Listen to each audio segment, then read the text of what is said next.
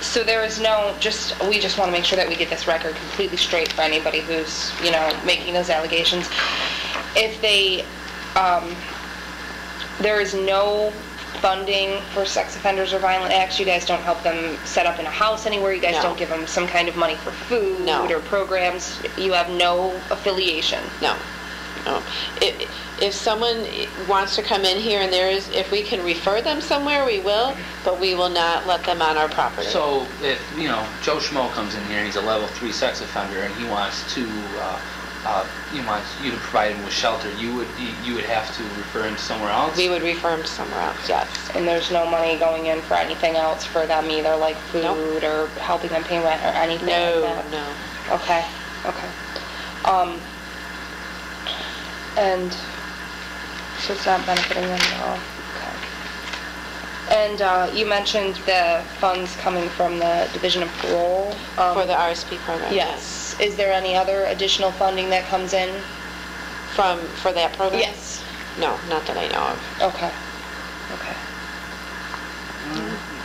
We had a ton of questions, so we really do appreciate you taking the time and being patient with this.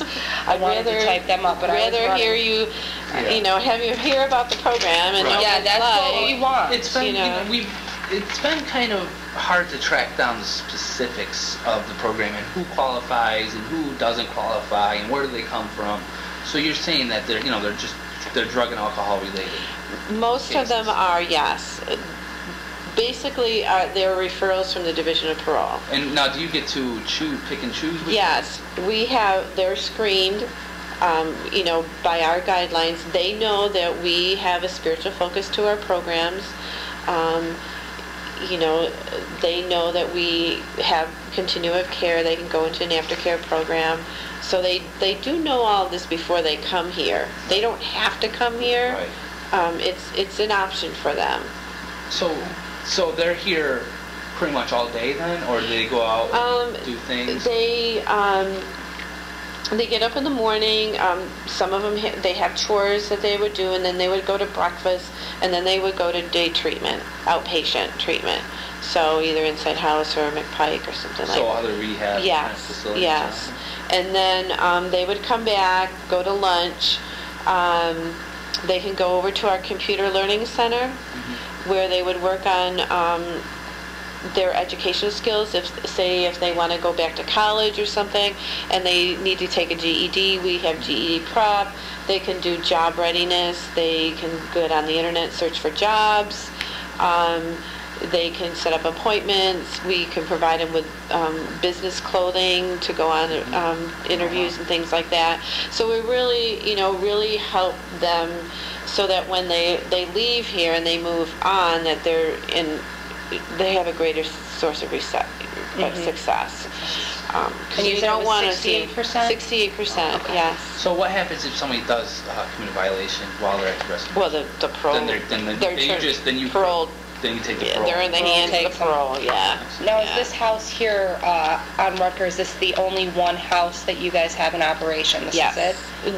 For the RSP program? Yes. Yes. Yep, it's right here, 203 Rutger, the gray house. And that's the only one? Yes. Okay. And you're saying basically, just to summarize and make sure that I understand completely, that you guys will not allow anyone in this program that have completed any violent acts, like God forbid, homicide, rape, arson you mentioned.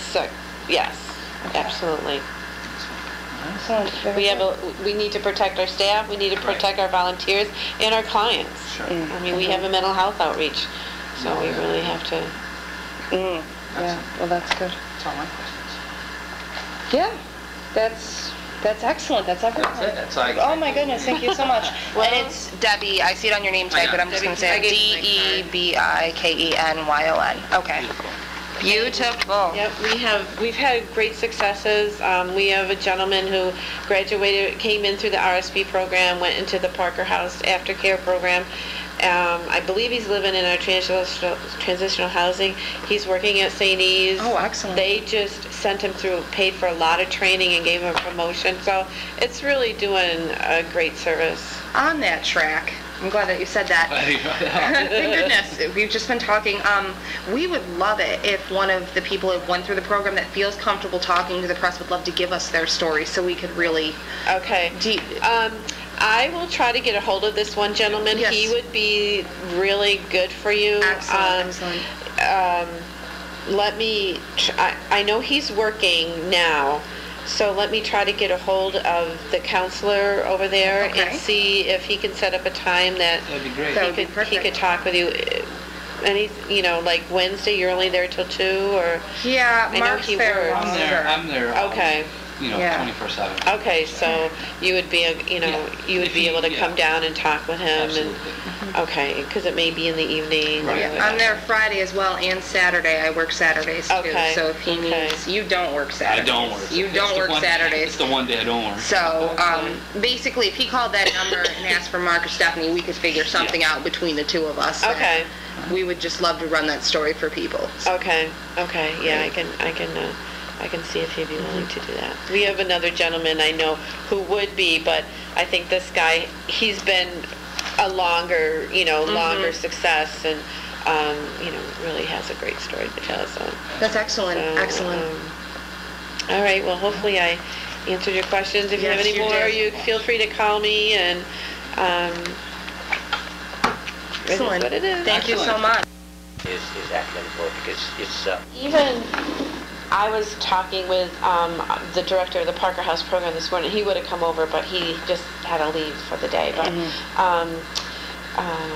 he was sharing with me this morning that we've had people. We had a woman up the street who was being accosted by another person. I mean, right up a block away is not a very good neighborhood, and really came running into the rescue mission because she said, I need help, and I know this is a safe place for me, so can you help me? And we're here to help. So do you think the rescue mission gets a bad name? That I know. I think just a stereotype like of the area. I know you said is getting rough around here. Do you think people say, oh, it's because everybody's coming from the rescue mission?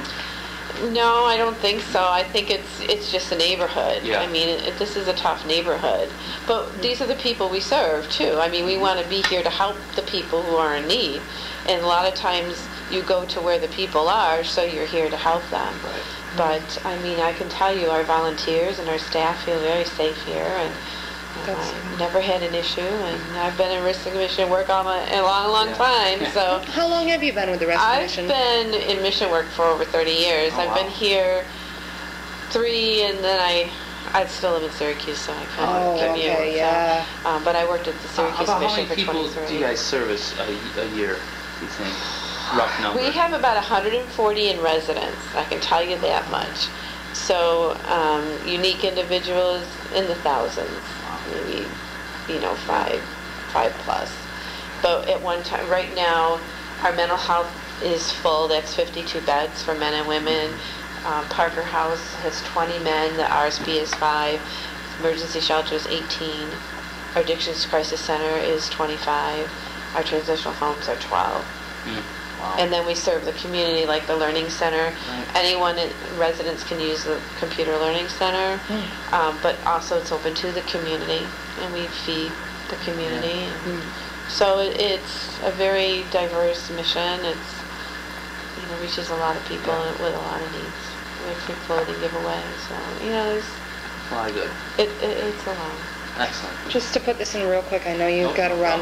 If someone does want to donate or get involved volunteering, who would you recommend they contact? They can contact me. Usually I take the calls, that and then I filter them off. We have a volunteer coordinator, and then usually I get the clothing calls and say yay or nay, and make referrals. If we don't take them, I try to refer them to another agency. So excellent. That's very that'd nice. Be great. Very good. All right, very good. Thank you so much.